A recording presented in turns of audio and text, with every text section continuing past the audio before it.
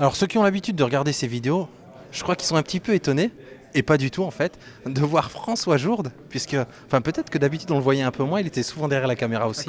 À côté. Donc François Jourde qui va nous parler. Non, d'abord peut-être on va faire les choses vraiment dans l'ordre. Puis qui va nous dire qui il est. Parce que potentiellement il y a à chaque fois des nouveaux, comment on dit, nous on dit pas auditeurs, mais spectateurs sur ces fameuses vidéos de Ludomag. François Jourde, qui es-tu? J'ai été longtemps j'étais un prof de philo dans le secondaire, ma vie professionnelle essentiellement prof de philo dans le secondaire.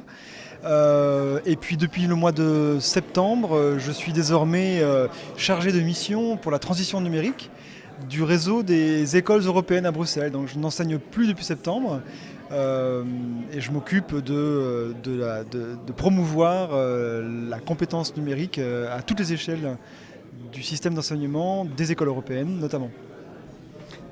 Alors François, tu n'enseignes plus À Bruxelles. Bruxelles en Belgique. Tu n'enseignes plus et pourtant tu es venu ici en Suisse à Ludoviac pour présenter Régis, pour présenter un dispositif d'enseignement multifacette, adaptable à toutes les disciplines. C'est un petit peu ça que tu as... Bon, alors dis-nous en plus s'il te plaît.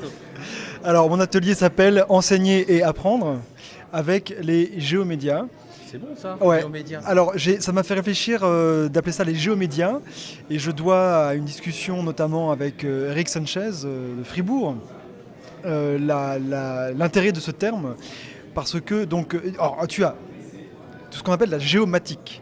La géomatique, c'est tous les outils, les applications qui permettent de collecter, de traiter et de visualiser les données géospatialisées. Ok, étape 1. Étape 1. Et alors, la géomatique produit des médias géospatiaux, des géomédias, qui sont des productions multimédia géospatialisées.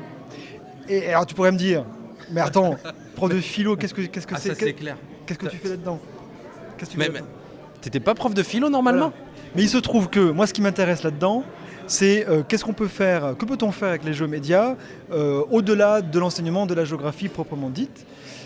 Et donc, on se rend vite compte qu'aujourd'hui, particulièrement du fait de la facilité, de la grande diversité des outils à disposition, de leur grande facilité d'utilisation, de leur grande puissance, il y a un très grand nombre et un nombre grandissant de scénarisation en classe, alors pour toutes les matières et tous les âges, tous les cycles d'enseignement,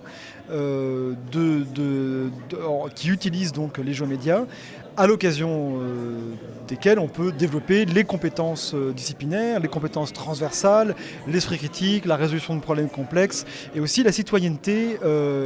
Alors, géospatialisée, ça veut dire la citoyenneté du monde, de la planète. Alors, tout ça, c'est bien beau, j'ai envie de dire. Mais des exemples concrets, s'il te plaît. Alors, c'est quand même c'est un métier.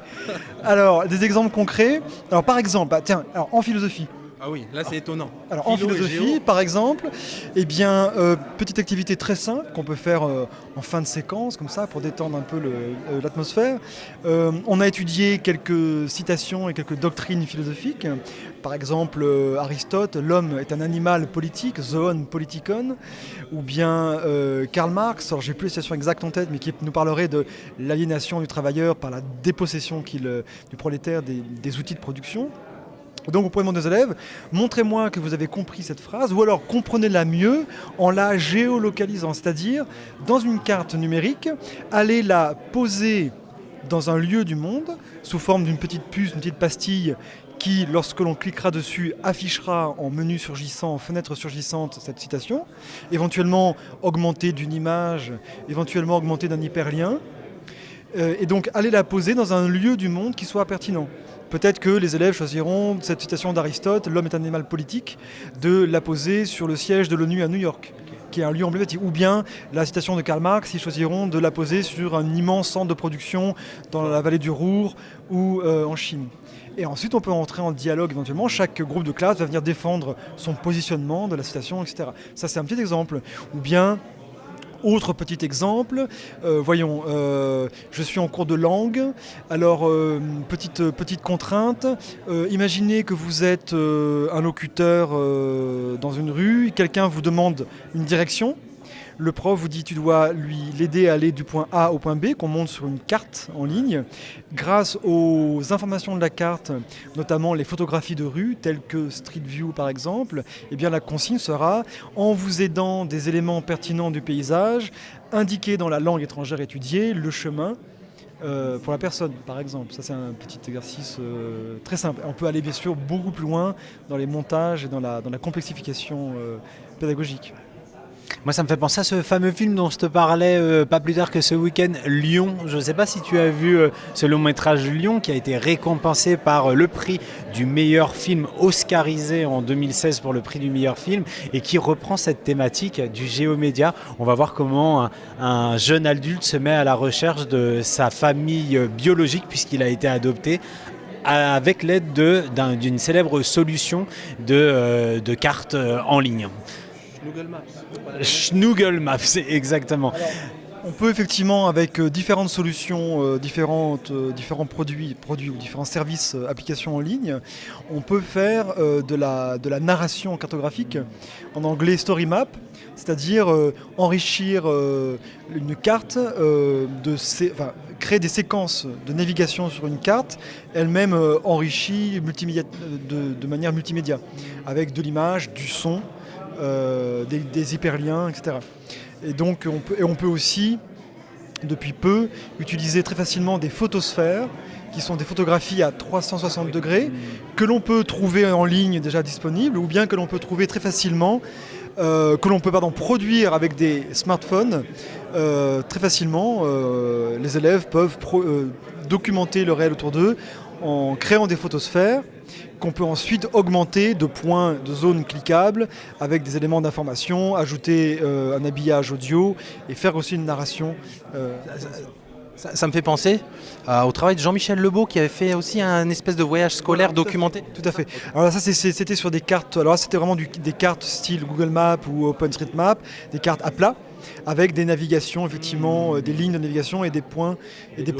Voilà, c'est ça, tout à fait. Alors on peut faire la même chose aujourd'hui, mais de façon photosphérique, en incrustant aussi d'ailleurs des images dans la photosphère, de façon très... on peut par exemple demander aux élèves, on pourrait leur demander d'aller augmenter un paysage avec une exposition d'œuvres d'art qu'ils iront prendre peut-être dans Europeana, ils vont prendre des œuvres d'art et ils vont aller, la consigne sera de les installer dans le réel, sous forme d'images incrustées dans une photosphère, ou de même ils pourraient avoir pour consigne de faire des propositions d'augmentation d'un paysage, d'un bâtiment, à travers un dessin fait en papier puis scanné ou fait directement en ligne, qu'on va ensuite incruster dans cette image, ou alors, que sais-je, aller retrouver des images d'artistes, des peintures de paysages faites par des artistes, et de les incruster dans le réel, dans l'image actuelle, pour voir quels ont été les choix de cadrage, de perspective, quelles ont été les modifications de paysage depuis lors, etc.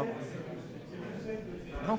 Mais ça me fait penser à des choses qu'on voit, alors je fais le lien, mais sur les réseaux sociaux d'ailleurs, où des gens prennent une œuvre d'art, enfin une reproduction d'œuvre d'art, la reposent, tu vois, je vais te dire parce qu'on est dans Notre-Dame, évidemment tout le monde est au courant, mais tu vois cette carte de Notre-Dame devant le Notre-Dame d'aujourd'hui, mais sans la partie géolocalisée. Là l'idée c'est vraiment de situer aussi vraiment géographiquement les choses et d'avoir, j'imagine, un corpus que tu vas nourrir avec ta classe par exemple et qui va pouvoir servir après. Oui, alors le fait que ce soit géolocalisé permet l'indexation des ressources de manière géolocalisée et donc de retrouver les augmentations faites par d'autres d'un même lieu, et on est aussi évidemment maintenant dans des environnements de travail collaboratifs et donc on peut imaginer aussi toutes sortes de scénarisation à l'intérieur de la classe, entre les classes, etc. Alors justement, puisque tu parles de ces environnements de travail collaboratifs, est-ce que tu penses à quelques solutions qui vont être directement utilisables et facilement utilisables par les collègues autour de ces géomédias ? Oui. Alors il y a des solutions dans l'univers des ressources ouvertes et non propriétaires. Il y a, dans ce cadre-là, la référence est évidemment OpenStreetMap pour ce qui est de la consultation des cartes avec un certain nombre de calques. Et puis si on veut augmenter la carte, si on veut produire de la cartographie, si on veut être éditeur, là il faut aller vers UMap qui est l'interface d'édition des cartes d'OpenStreetMap. Et la bonne nouvelle, c'est qu'on peut y accéder sans compte. On peut aussi accéder avec un compte si on veut sauvegarder son travail en ligne, mais on peut y accéder sans compte. De même, on peut accéder sans compte à Google My Maps, qui permet aussi d'éditer des cartes si la première carte a été créée par le prof, les élèves peuvent accéder sans compte. On peut aussi, dans des environnements éducation de Google, G Suite pour éducation, accéder au même outil. Il y a aussi des outils tout à fait spectaculaires, des globes virtuels. Alors la référence ici est sans doute Google Earth, qui peut être utilisé avec des élèves, mais là, si les élèves sont mineurs, il faut une autorisation parentale. Mais là, on a tout un univers. Si on veut que les élèves soient producteurs de contenu sur ce globe virtuel, si on veut qu'ils soient simplement utilisateurs de ce qui est produit par les autres, ils peuvent tout à fait le consulter sans compte. Et on a aussi toute une série d'outils aussi propriétaires, mais c'est un univers qui est en pleine expansion, et c'est très intéressant d'utiliser les outils que les élèves ont en poche, de leur montrer comment on peut travailler le numérique avec le numérique avec lequel ils ont déjà accès. Ça me fait penser, je fais un lien parce que tu dis que c'est utilisable dans toutes les disciplines. Toujours chez Schnoogle, ils font aussi Schnoogle Moon, Schnoogle Mars. Et il y a la NASA qui a fait, il me semble, je ne sais pas si tu as vu, donc sur Google Moon, où tu peux aller voir les sites d'alunissage avec quelques vidéos et du son. Et là, ce serait l'idée, mais produit par les élèves, quoi. Ah bah ils peuvent, alors je ne sais pas s'ils pourraient augmenter, probablement s'il y aura moyen d'augmenter ce contenu-là.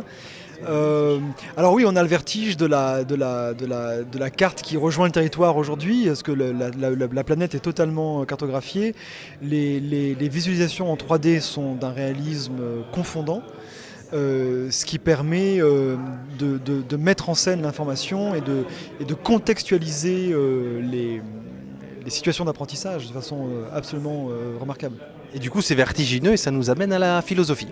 Voilà. C'était pour boucler la boucle.